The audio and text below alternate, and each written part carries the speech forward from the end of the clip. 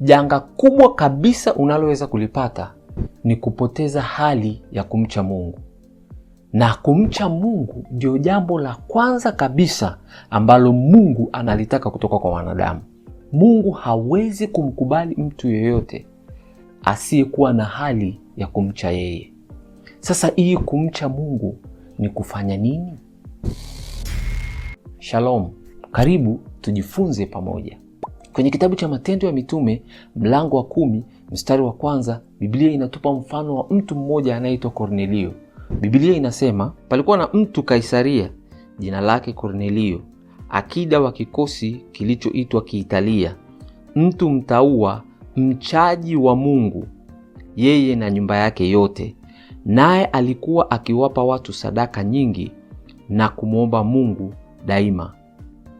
Neno tunaloliangalia leo, mchaji wa Mungu, alikuwa na hali ya kumcha Mungu.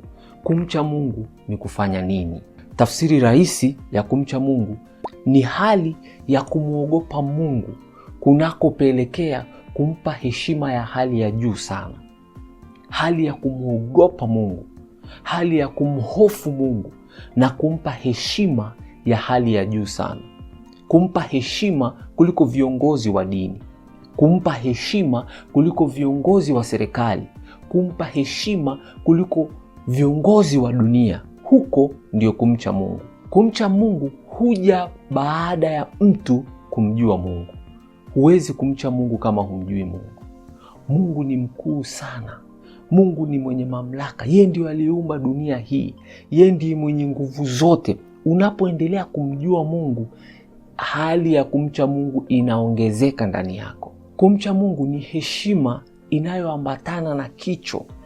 Heshima inayoambatana na kuogopa na kumtetemekea Mungu. Hii heshima na kumwogopa Mungu kwa hali ya juu inampelekea mtu kuacha dhambi zote. Inampelekea mtu kuacha kila kitu kinachomkwaza Mungu. Inampelekea mtu kuacha mambo yote ambayo Mungu hapendezwi nayo. Kwa sababu Mungu hataki mzaha, hataki utani. Mungu hana mazoea, hataki mazoea kabisa. Unakuta mtu yuko ibadani, mtu yuko kwenye hali ya kumwabudu Mungu, alafu yuko anachati na simu yake, au yuko anatafuna bablish.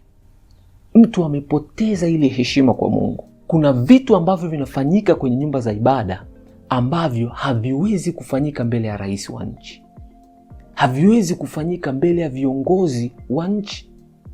Unakuta rais anapewa heshima ya hali fulani.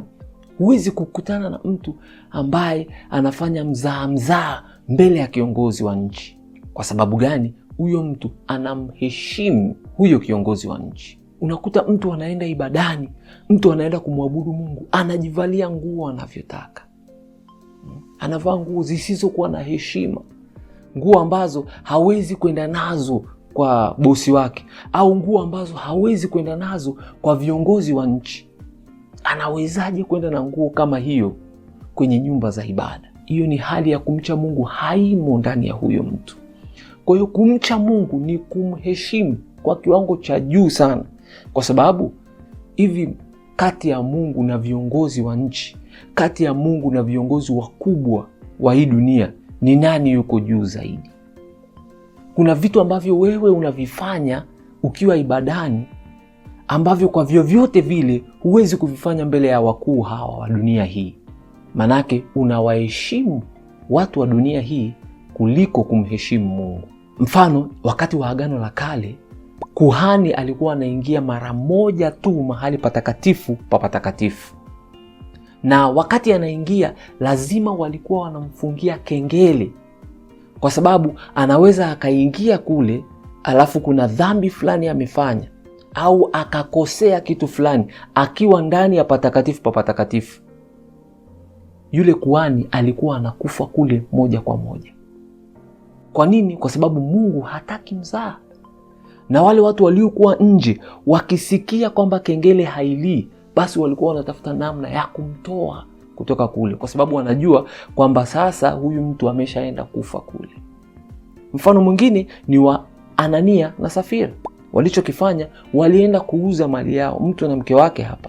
Alafu badala ya kuleta kiasi chote walichokubaliana kukiweka miguuni pa mitume, wakaleta kiasi pungufu na wakamdanganya Roho Mtakatifu. Kilichowapata, walikufa pale pale. Nimekupa mifano hii ya upande wa Agano la Kale na upande wa Agano Jipya kuonyesha kwamba Mungu hataki mzaa, sio tu wakati wa Agano la Kale, hata wakati wa Agano Jipya. Ingawa sasa hivi tuko kwenye wakati wa neema, lakini bado Mungu hataki mzaa. Mungu hataki mazoea. Ukiwa ibadani unapaswa kumheshimu Mungu. Bado Mungu anadai kumcha yeye. Yale mambo ya unatubu leo, unarudia dhambi, unazoelea dhambi na uko kwenye nyumba ya ibada, unazoelea maovu na bado unajiita wewe ni mtu wa Mungu. Hayo mambo ni hatari sana. Ni kwamba tu neema ya Mungu inatufunika, lakini Mungu anapaswa kuheshimiwa kwa kiwango cha juu sana. In fact, tukiwa tunamwabudu Mungu, tunapaswa kumwabudu kwa kumhofu na kutetemeka, kwa sababu Mungu ni Mungu mkuu sana. Ni mfalme juu ya wafalme wote, ni Bwana juu ya mabwana wote. Yeye ndiye aliyefanya kila kitu kuwepo, na kwa kufumba macho na kufungua anaweza kuondosha kila kitu. Kwa hiyo kumcha Mungu ni kumheshimu kwa kumhofu na kutetemeka mbele zake. Kwa hiyo ukiwa mbele za Mungu, wakati mwingine unapomwabudu, unapoingia ibadani, kumbuka kumcha Mungu. Unapoendelea kuishi maisha yako ya kila siku, kumbuka kumcha Mungu. Mpaka leo hii Mungu anadai wanadamu wamche yeye. Mpaka wakati mwingine, amani iwe nawe.